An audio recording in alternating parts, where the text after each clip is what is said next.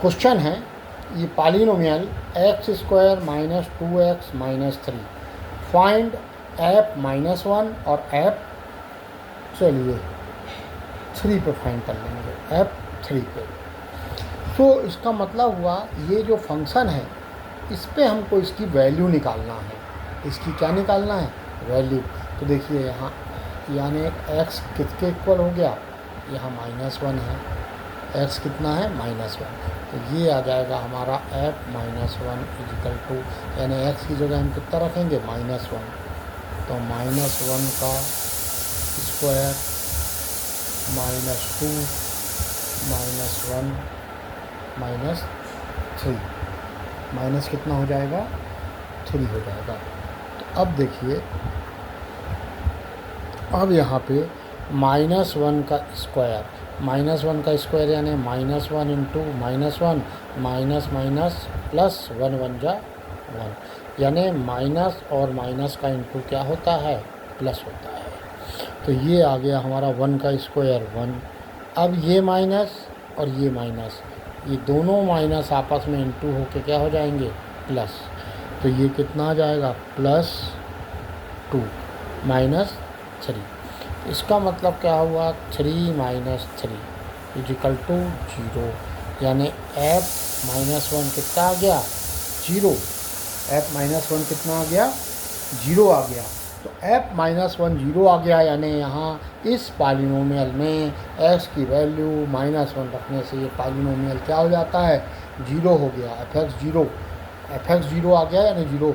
तो यानी इसका ये, तो ये अब यहाँ पे हम f3 रखते हैं। चलो एक और रख देते हैं भाई, f3 यानी 3 का स्क्वायर -2 इंटू 3 -3।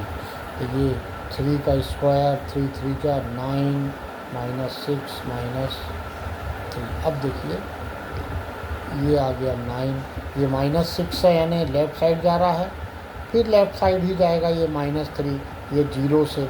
तो यहाँ से ये मान लीजिए -3 गया, और यहाँ से यहाँ तक ये माइनस चला 6, तो ये कितना हो गया? -9, और ये आ गया 0। तो इससे हमारा कंक्लूज़न निकला, कंक्लूज़न हमारा क्या निकल गया कि हमने वैल्यू क्या पुट की थी? -1 एंड 3 आर